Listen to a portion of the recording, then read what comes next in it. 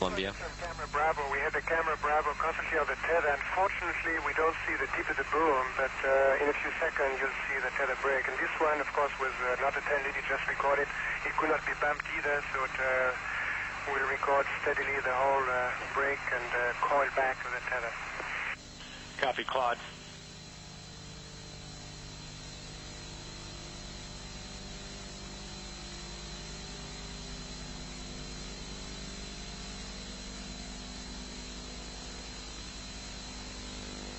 Go.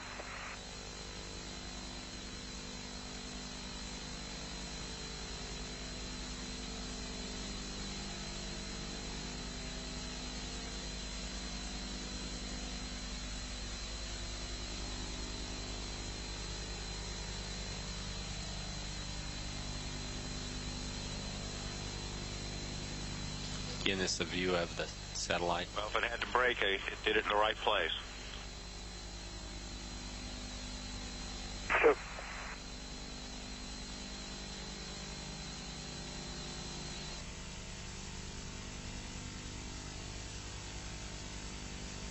The left-hand corner there, straight as an arrow. So it seems from here. Yes, sir, we have it. Great picture.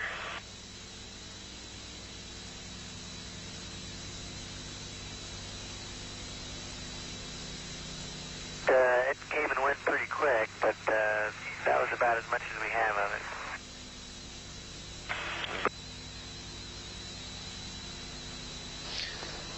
Columbia and the satellite now 77 nautical miles apart. Again, that call reporting that the crew can see the tether and see the satellite. It's beautiful.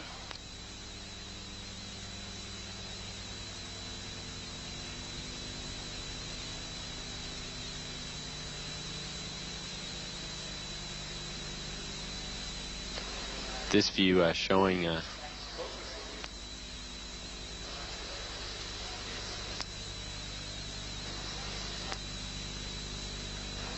satellite. Again, just moving into sunrise. 81 nautical miles now from Columbia.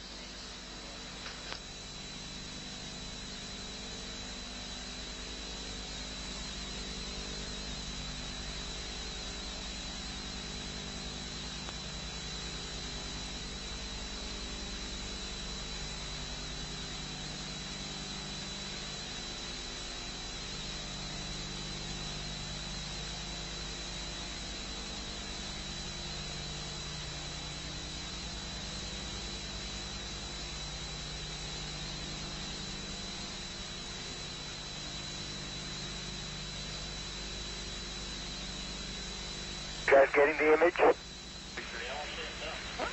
Franklin, we see a long line, a couple of star-like things, and a lot of things swimming in the foreground. Can you describe what you're seeing? Well, the long line is a tether, and there's a little bit of debris that kind of flies with us, and it's illuminated by the sun at such low angle. So there's a lot of stray light, and it's getting washed out quickly, but Claude is trying to do a quick, good job here adjusting the cameras. Copy that. Again, that description by the crew, this is the tether in the satellite with approximately 12 miles of tether still attached to it. Columbia and the satellite now just passing over the west coast of northern Africa. The two spacecraft now 90 nautical miles apart.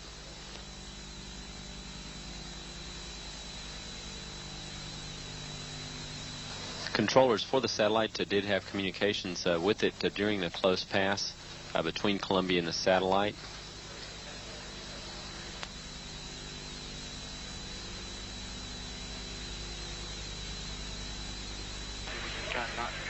Columbia, Houston, that's a much better view, a lot more contrast visible. And how wide does that tether appear to be? It seems to resemble a much wider strand than we'd expect. Can you describe which way the satellite is visible on that strand?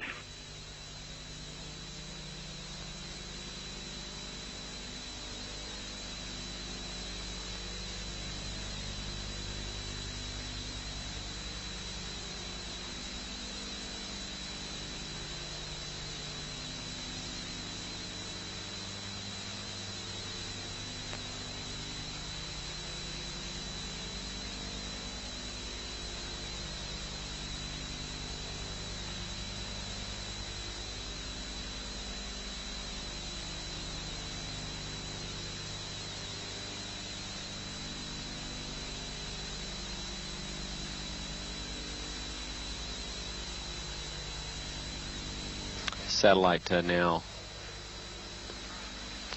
100 nautical miles. Charlie, completely unzoomed, and you see the full extent of the tether. I tried to adjust the focus, but I can't get better than that. Okay, Claude. Thank you. Let to zoom in now.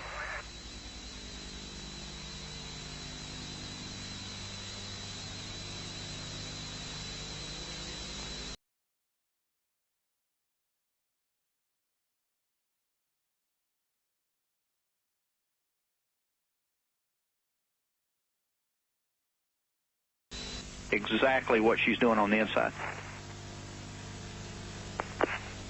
Okay. Right now, the handle is installed with the tab in the unlocked position. I'm going to rotate the tab to the locked position now if you're ready. We're ready. Okay, we are fully seated in the locked position. Okay, Tammy, we didn't see any motion on the outside. If you would, go ahead and move it back to the unlocked. Okay, I'm pulling back to the unlocked, and again, it's only going about 3/4 of the way, will not lie flat, and will not seat, as I mentioned earlier. And Tammy, if you could, simultaneous with trying to put it in the unlocked position, if you would move the handle a little bit back and forth. Do that. Okay, that's in work now, Bill. Okay, and we can see the handle moving on the outside. Okay, and but any indication that the lock is being actuated? No, we can't see any indication of that, and it just may be.